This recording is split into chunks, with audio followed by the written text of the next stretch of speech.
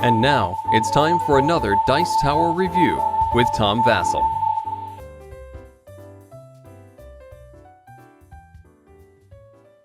Fireballs is based on a story of two different armies, or one army, an evil army, besieging another army, and the army that's being besieged realizes that they're going to be captured and tortured, so they send out these bulls.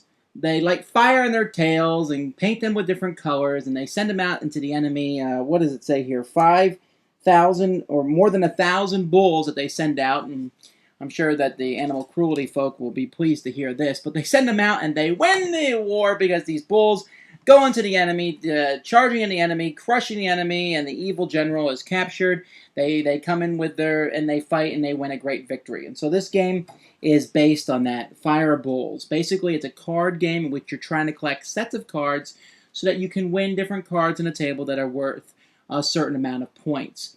It's an okay game at first. It's interesting, and I don't have a problem with it, but parts of it get repetitive, and it's a little longer than it needs to be. In a time where there's so many games out there, this one is mediocre at best, and so let's take a look and see why I think that.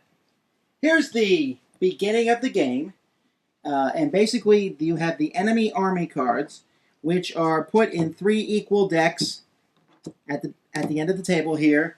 And then 3 rows are placed face up in front of them. These show the enemy troops. Players' bulls are placed in front of these. Each bull is associated with a certain row. For example, this green is facing this row 3 cards, the red this row, while the yellow is facing a diagonal row of 3 cards there.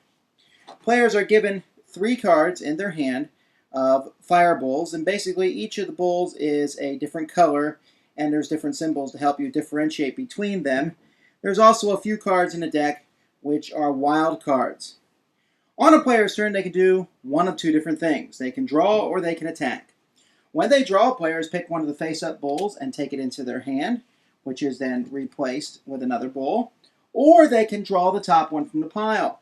Now, when you draw the top one from the pile, you don't know what color you're going to get, but when you do so, if you want, you can take your bull on the table and move them to the right or the left. When you do so, switching place with the bull that you're moving into their spot. Now, if you decide not to draw a card, your other option is to attack. When you attack, you can attack any card from any direction, really. However, if you want to attack more than one card, then you need to be attacking from the row where your color is. And each player has another one of these tokens placed in front of them so everyone knows what color they are. So, for example, if I'm red, I can attack this card, or this card. However, if I want to attack more than one card, I need to be attacking this card second and this card third. If I don't like those, I need to use my draws to maneuver the red bull into position.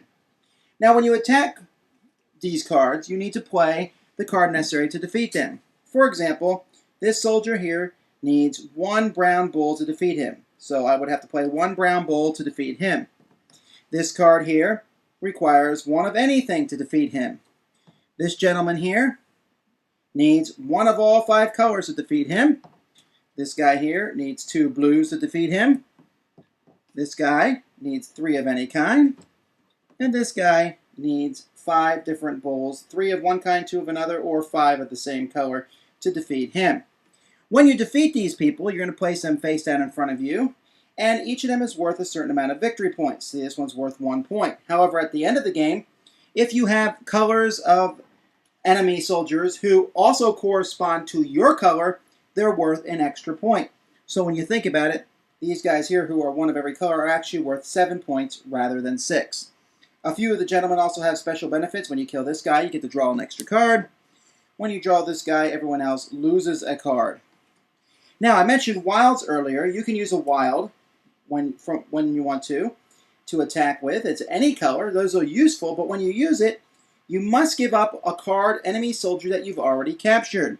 Doesn't seem like it's worth it. However, these cards here are worth 0 points, these barricades, and so those are worth throwing away, and sometimes it's worth throwing away even a 1-point card to have enough to be able to get the 8-point card. You're only allowed to have 8 cards in your hand. If you draw more than 8, the discards are placed over here with the other cards.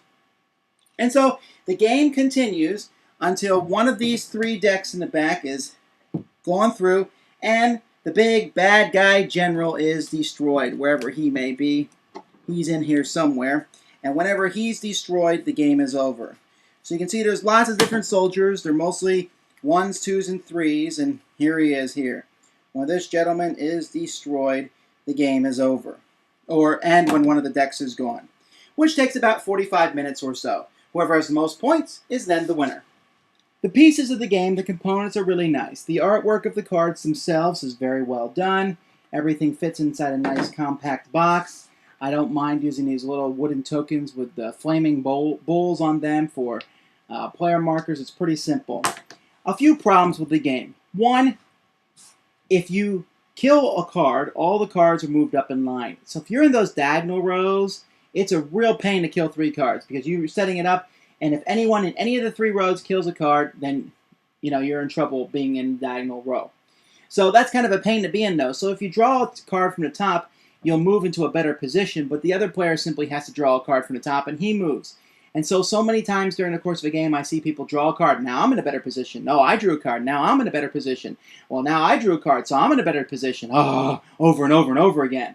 And it's basically draw cards, play cards, capture an enemy. Draw cards, play cards, capture an enemy.